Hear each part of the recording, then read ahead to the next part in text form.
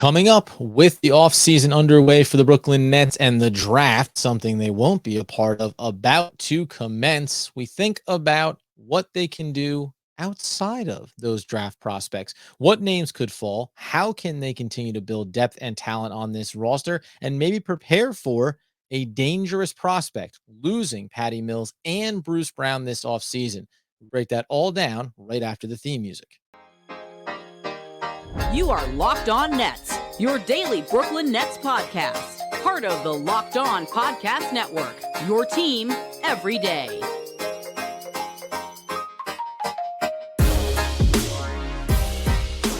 Brooklyn, yo. That's right. It's the Locked On Nets podcast right here on the Locked On Podcast Network. It's your team, the Brooklyn Nets, every single day. I am Adam Armbrecht, of course, also covering the New York Football Giants over on the One Giant podcast with my boy, Andy Mack. We thank you for making us your first listen of the day, free on all those great platforms, and let you know today's episode is brought to you by Arcade 1UP. Bring home a slam dunk. Introducing NBA Jam's Shaq Edition from Arcade 1UP. Pre-order now to play with legends. Arcade 1UP is the place for authentic gaming experiences featuring licensed retro games from the golden age of arcades. How about that? We'll talk about that in a little bit too. If you didn't get a chance to check out the Rafael Barlow interview, please go do so. It's on YouTube and wherever you get your podcast needs fulfilled, obviously. And it is a great jumping off point for us. We talked about a couple of prospects, Jabari Walker, and thinking about how the Nets add length, how they add shooting, athleticism to this roster. And it was all predicated on the idea they don't have a draft pick. So what are the guys at the back end of the second round and beyond, as Raphael outlined, that, hey, these are guys that don't want to get drafted. They want their agent to negotiate the best two-way contract on their behalf, maybe get them the best value in terms of making a little bit of money and the best opportunity to have success early in their careers. So in that vein, one thing that I had talked about or teased about getting into is what version of certain players do we need the Nets to have coming back next season, and what if they don't return? So when we take a look at guys like specifically Patty Mills and Bruce Brown. So let's get Patty Mills out of the way here first. We're going to talk about two prospects, and I think each of them offers traits, four in total, but the first two are ones you could consider replacement value players like Bruce Brown and Patty Mills. Patty Mills has that 6.2 million player option that he can opt into. The interesting thing would be, though, that while he certainly had a difficult back end of the stretch, as Doug Norrie would tell you, he played to the averages, and the Nets, I think, would welcome him back, especially at that number. Go back to when they signed him. Everyone around the league universally agreed, what a steal for the Brooklyn Nets. You would assume that Patty Mills is in a situation where he knew at the time that he signed the contract, has a connection to Sean Marks, maybe want to come and play with Kevin Durant and Kyrie Irving and hopefully win a championship. LaMarcus Aldridge was a part of that maybe as well, up and down between the health concerns and then whatever that future holds for him now. But does Patty maybe take a pause here and say, you know what, though? If I get out there on the market, there could be some teams that look at a veteran guard who can shoot a high percentage from the perimeter, that if you didn't ask him to play the massive minutes, most of his career that Brooklyn had to, due to all the different circumstances this past season, I could probably be that effective throughout the year and into the playoff run. So if he's looking at it from a money-making standpoint, maybe he would opt out. If he's looking at it from a winning standpoint, this isn't the version of things that he probably signed up for before that last season. So does he look out across the landscape and say, hey, where might I offer a little bit more value? For whatever reason, the Phoenix Suns come to mind. Don't ask me why. If he were to hit the market, I think that would be a team that would say, yeah, veteran, experienced, perimeter shooting. There's certainly an option there for him. On the Bruce Brown side of things. So that's just a little bit of that table. And by the way, there's also the avenue where even if Patty Mills comes back, it doesn't mean that you solve that positional problem. Bruce Brown, on the other hand, the first question I think is, what version of Bruce Brown do we need to have come back in the upcoming season? Because we know this past year, as he said, start of the season, things aren't going his way. He's not getting minutes, goes to the coaching staff, says, what do I got to do better?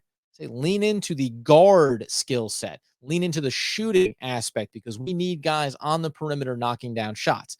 Now, Bruce Brown did a very effective job from one very specific corner in his 3-point perimeter shooting. Everywhere else was okay, but certainly a big leap forward from the year prior. I I I think it's weird because he went through this ebb and flow where you had him playing the pseudo big 5 role, then you get him into this spot where, as he said in his own words, reverted back to Detroit, where I played more guard, where I was on ball more, right? The X factor in what you need him to be is then also looked inside of what Ben Simmons is going to be. And the one side note here is I know we talk about like a point forward for Ben Simmons, and there's been some of this conversation around like, it's like, what are the expectations? I mean, health, if you put health aside, if we assume he's going to be healthy, the expectations are that he has career highs in points and in assists as a baseline. The rebounds will just come because he's going to be one of the bigger players on the floor for the Brooklyn Nets. But that's what I anticipate. He's going to play with the two best offensive talents that he has ever played with in his young career in Kyrie Irving and Kevin Durant. So you put those players out there from a facilitator standpoint, he's going to be able to just have a field day there. And then from a scoring standpoint, again, the spacing, the ability just to attack and go downhill and feed off of some of the other great passers on this team. Yeah, that's going to get there for you as well. But if that's the case, is Bruce Brown best served to be another pseudo version of that? Doesn't have the height, not the same player, same athlete, not the same expectations as a Ben Simmons, but can he come in and continue to be a little bit of that facilitator? And then obviously, if the outside perimeter shot is there as well, you have this flexibility and versatility. We know what they both can do defensively, giving you that upside. But you'd like to be able to pull Bruce out of that need to play up against some of the bigger bodies out there on the floor. And that's where Ben Simmons can step in there. That's where Nicholas Claxton and his versatility can come in as well. When it comes to, though, Bruce Brown, you have to make the note. Can't say it without, as we talked about with Rafael Barlow as well. Now you're hearing rumors of $19 million a year for Bruce Brown. Now the Nets can match those offers out there on the market, but the question does come down to if a team throws that kind of dollar amount out at Bruce Brown, are the Nets inclined to re-up with him on that? And he's still young enough where I think, the prime of his career is still ahead of him. You see the way he's evolving and developing different facets of his game. Like I can see the world where 2 and 3 years from now, you're talking about, hey, what is the best peak version of Bruce Brown? We probably aren't fully there yet, right? This perimeter shot can continue to get on track here. That's going to change things in a big way for him. And yet, is that too big of a number for the Brooklyn Nets? We talk about the compounding cost of retaining some of these players, the choice they make on Nicholas Claxton. And again, if you already have Patty Mills back, what does that look like?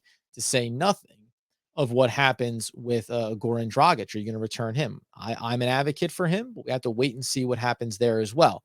The other big piece, just to round out this conversation of how does Ben Simmons impact what Bruce Brown's true value is for the Brooklyn Nets? How does Cam Thomas's development impact Patty Mills?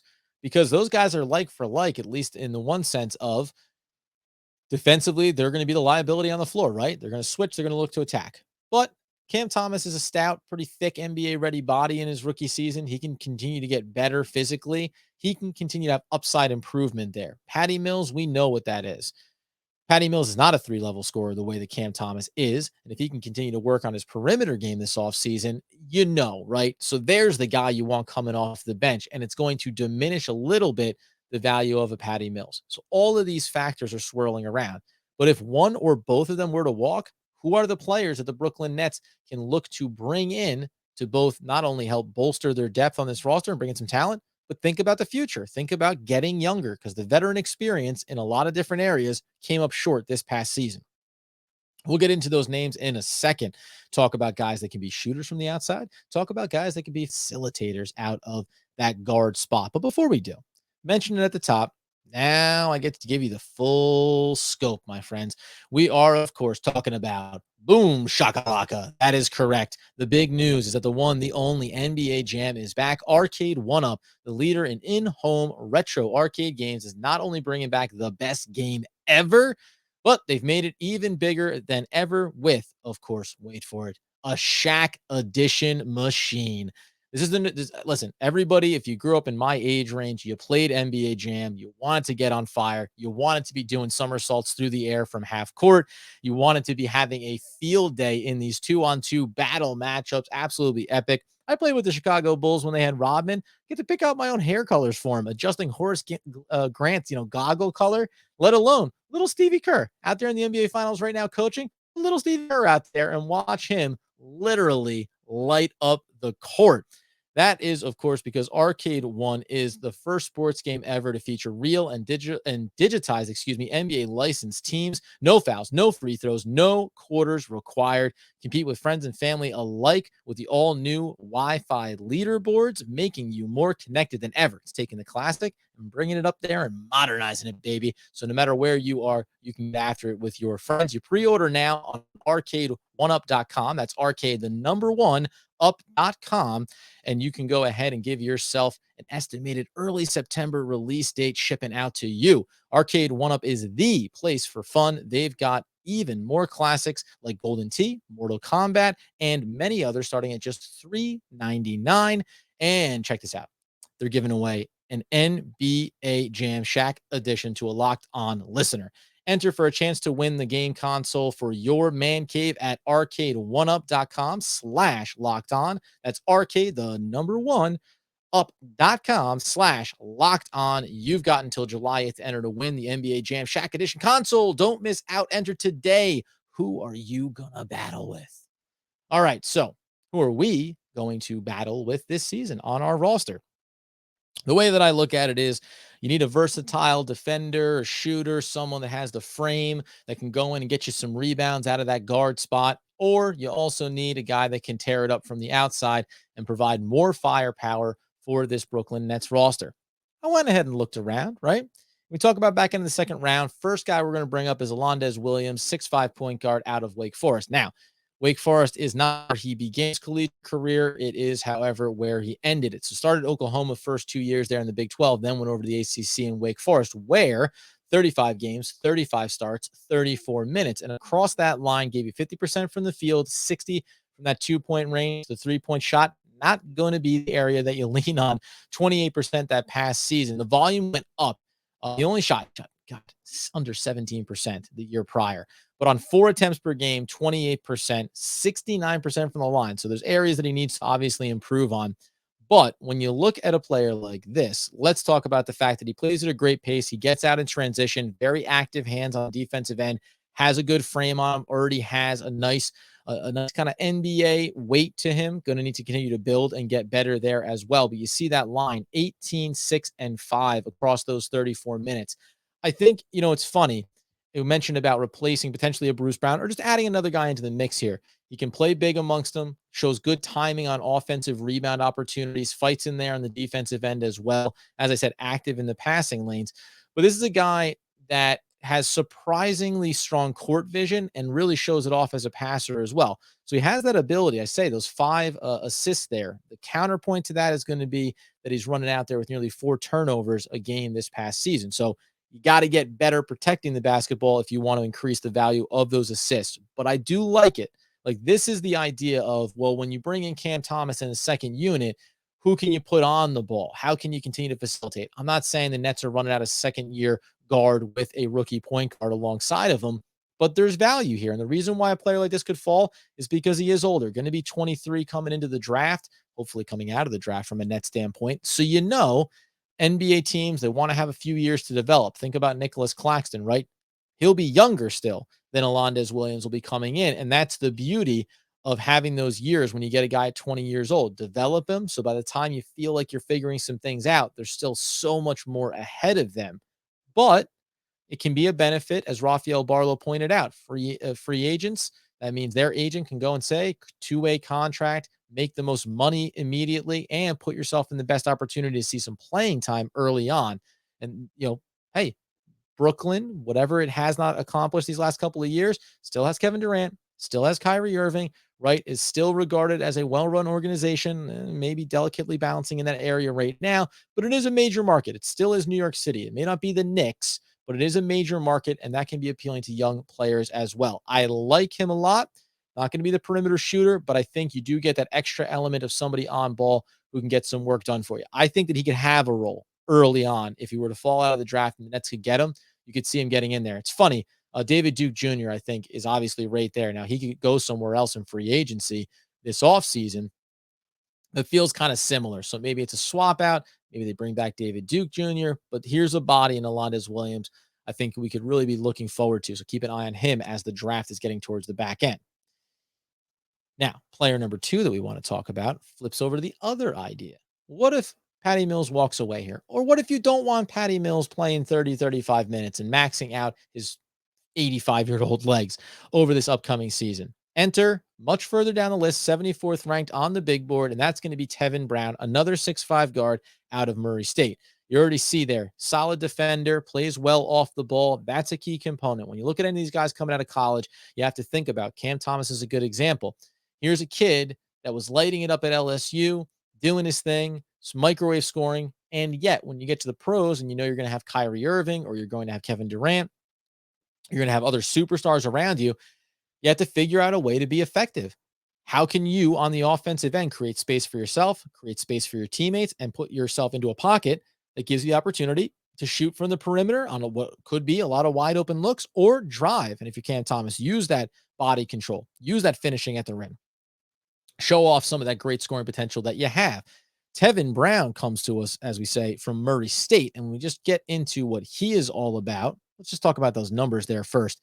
Across these 4 seasons that he played there, so you know he's going to be a little bit on the older side, even a little bit older than Williams that we just talked about. But he played 33, 37, 36, and 35 minutes a game, played in almost every single game available over these course of these seasons, knocked down a consistent 42+% from the field. 3-point shooting, though, how about 37, 41, 37, and 38%?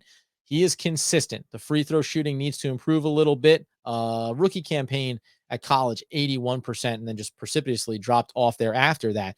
But he also kicks in 5 to 6 rebounds a game. He dials up some of those assists, and he's giving you double-digit scoring, 17, 18 points per game as well. So I just think you talk about wanting to get a guy into this roster and into these rotations. It says more firepower and a little bit of athleticism. Now, he's only coming in at 175, so thin frame, going to need to get longer. Even though we say decent defender, he's going to need more weight if you want to have a little bit of versatility there. Can grab you some steals, certainly along the way as well. But I just want to clarify, too, when I talk about from beyond the arc, this is a guy that was taking 7 to 8 3-point attempts per game and knocking down that type of percentage. So you know that he is capable of doing it and doing it with consistency. This gets a little bit more length on the Brooklyn Nets roster, right? Patty Mills is tiny. Cam Thomas is relatively tiny, right? Kyrie Irving is relatively small. He's not small necessarily by total guard standards, but we know we have a small backcourt there. And when people talk about Mike James and wanting to bring him back, well, he's small too, right? You just, we talk about defensive value here. Sometimes just having the length is also important. You can be more disruptive in passing lanes. You can be a little bit more balanced when you talk about switching defenses and not getting caught up in this idea of every time you have a small guard on the floor, they're going to call it out. They're going to work the switches. They're going to have the screens up high, and they're going to put you into another bad defensive spot. So a player like this, obviously, again, needs to build out his frame a little bit, needs to improve defensively, but he comes in with an NBA-ready shot from the outside. You want to have a guy that has experience just being off ball, finding his pockets, a la one facet of their game, Seth Curry or a Joe Harris, right? This is what we saw Bruce Brown trying to develop more of, getting to your spot and waiting and being ready to shoot when the ball comes to you. Tevin Brown certainly offers that. And you see from where he is on the big board, this is a guy that's going to be out there for the Brooklyn Nets to go ahead and take a look at if they so choose. Now, on the other side of it here, one more name to consider, getting into the guard forward type of role. So he's going to give you a little bit of value here, a little bit of meat on the roster. And then we're going to throw out another guy, though, as well. Someone that I think has a very similar comp on the Brooklyn Nets, and then shuffling this a little bit. And if the theme is more firepower, more firepower, more firepower around the superstars, then we've got a sneaky one for you at the back end of this roster as well. Before we do, though, got to tell you about our friends over at rockauto.com. Oh, Rock Auto. We love Rock Auto. You know that I told you about having a flat tire on my car. Take it into the shop. They tell me, well, turns out all your tires are bad. So I get them replaced. But the one thing they can't do for me is the tire pressure monitoring system. I get over to rockauto.com, click the easy to navigate menu, find my make, find my model, find all of the parts that I get it at a guaranteed great price? That's because Rock Auto has been a family-run business serving do-it-yourselfers like you and me for over 20 years, and you know you could save 30, 50, or even 100% more by getting over on rockauto.com. Why go to the local auto parts store? Walk into the back, blow some dust off a box, hand it to you, say, yeah, great, and get overcharged? No, no, no, my friends. You get over to rockauto.com right now. You find all the parts available for your car or truck and know that you can go ahead and drop in locked on in their How Did You Hear About Us box so they know that we sent you. Amazing selection, reliably low prices, all the parts your car will ever need, rockauto.com. And so, on the other side, we come out now, we're getting progressively bigger. Every single step of the way, we get a little bit bigger. Although, as we talk about next, right behind 74 was Tevin Brown, 75, Aminu Muhammed, another prospect this time out of Georgetown, more of a guard forward, 6'5, 210. Here is a guy that certainly plays a physical brand of basketball. I like his build. What's interesting about him, make sure that we get some of his extracurriculars there up details up there about him. He's a downhill player, attacks at the basket, good slasher off the ball. What's interesting though is he only started playing organized basketball at 14. He's the only young guy that we're listing here on here, 20 and a half years old at the time of the draft. So when you see a prospect like 75 and he's young, raw, needs to develop, this is more of a, in the future, but there can be some now value here for him. And the reason why I bring it up around Muhammad is that when you go inside of his game, the things that you start to think about, and here's the we'll say downside on him, knocking down 38% from the field. He's only going to give you 31% from beyond the arc. Only took 2 3-point attempts per game, because you 8 rebounds a game, a couple of assists, steal and a half, and nearly 14 points to go along with 2 turnovers. So you're going to keep an eye on that. Almost 2.5 fouls, 3 fouls there over 32 minutes. So at the NBA level, is he going to end up maybe being a little bit of a bull in the china shop, attacking down at the basket and taking some charges on the offensive end? Yes, that's probably going to be the case. But what I like about him is not now he's 6'5", but the wingspan is going to be significantly better, north of almost 7-foot wingspan on him. So I really like him. He's very active. And here's the beautiful part. Got to go to the notes here. 6'11" wingspan, just to make it official. What I like is that he has promising positional versatility on the defensive end as well, being able to defend wings and potentially small power forwards, gains experience and more strength. He could be seen as a very coachable player and is somewhat new to the game, as we mentioned. But when you want to go into guard-heavy lineups, this is where you can push him up and say, you're going to pick up some of those forwards. You're going to pick up a power forward here defensively. And if we think about this roster as a whole, I like looking inside of it and saying, we know Ben Simmons has so much versatility where he can guard. We know Nicholas Claxton has that versatility. We know that if Bruce Brown is back, he has versatility. And then you could add a player like Aminu Muhammad into the mix and have more of that versatility. And in the event that you lose Bruce Brown, well, here's a guy that has some good size. You're going to label him as a guard, let him play up a little bit. I mean, you hear the description, does feel a lot Bruce with a bit more meat on his bones. So I like him a lot. I don't know if I might even say I prefer him over Tevin Brown, but the shooting is obviously something that you need to lean into heavy here. It really depends on what the Brooklyn Nets do this offseason, if they make any moves, make any trades. As a reminder, by the way, coming up, we're going to be on with the Locked On Bulls podcast, little bonus content, just a minute episode specifically talking about trade opportunities with them and what that could look like. A little bit of Cam Thomas talk, a little bit of Joe Harris talk. Doesn't mean I want to do it. Just curious if you could do it. And if that was something that were to come to pass, specifically around Joe Harris and specifically around what his contract looks like and all these things and all these conversations, what is it about? Bringing down the cap figures around your superstar talent, because at some point you're going to move on from some of these guys and you need to have NBA ready players in the wings or guys that you've been developing and working on so they can step in and fill these roles. It's like, right? The college game is getting so much closer to the NBA game. They're coming in ready to contribute, and that's just a low cost commodity that you can get high value out of. So why not throw this out for you? Brady Manick, 6'9" power forward out of North Carolina. You're thinking about a slightly unathletic white guy.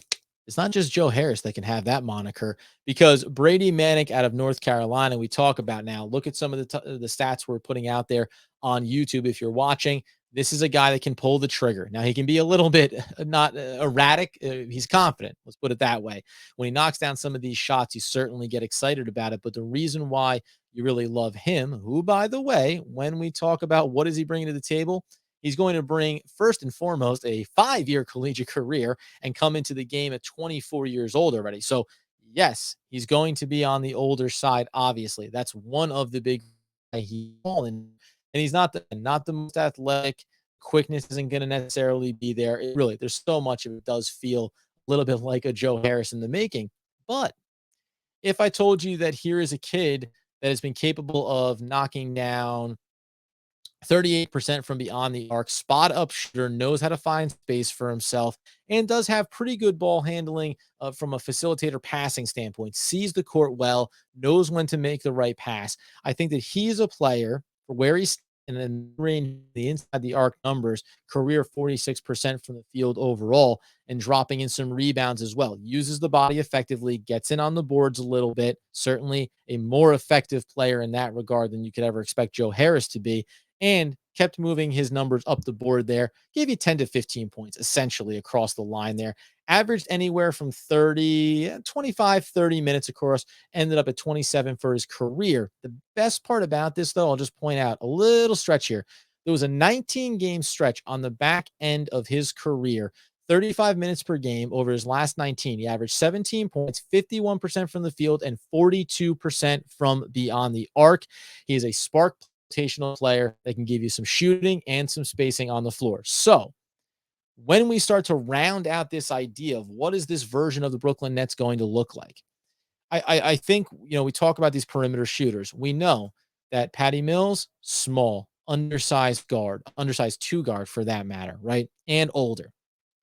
Seth Curry, undersized forward. Prefer to maybe stick him out there in positionless basketball in the backcourt as a guard if you could. Joe Harris, we're talking about a little bit undersized for where you want him, let alone some of the limitations that he has. And likewise, by the way, just like Joe Harris, Manic is going to be a bit of a liability on defense, but he's 6'9". He has decent length. Again, a little bit of a bigger body. So, sometimes it's about sizing up a little bit here. And if you look out at this landscape of the Brooklyn Nets and say, well, you could go in there and in the post-draft era to add into the guys we talked about, and we'll develop a final list here as the NBA draft concludes and say, hey, here's 10 names that the Nets should go out and try to get in on their roster in some capacity, some version of them. Get a little bit longer, add in a little bit more shooting. And what it also does is move away from some of these veteran holdovers. We don't know what's going to happen. I think LaMarcus Aldridge is done. I prefer they move off of Andre Drummond, although I haven't directly addressed that need here over these last couple of episodes. But not only do you get rid of some of the older legs, and I'm not saying that Drummond's one of them, but then you also create the flexibility for some of the players you want to have success, right? If you bring in some defensively versatile players with a little bit more length, now all of a sudden when they're out there with this, can work other Swift, to say nothing of Ben Simmons, Nicholas Claxton, those guys like that. Same with Seth Curry. Let's keep him all the bad matchups, right? Let's have some more physical bodies to set some better screens for them. Big part, think about who's setting the screens for the Brooklyn Nets. Got Andre Drummond.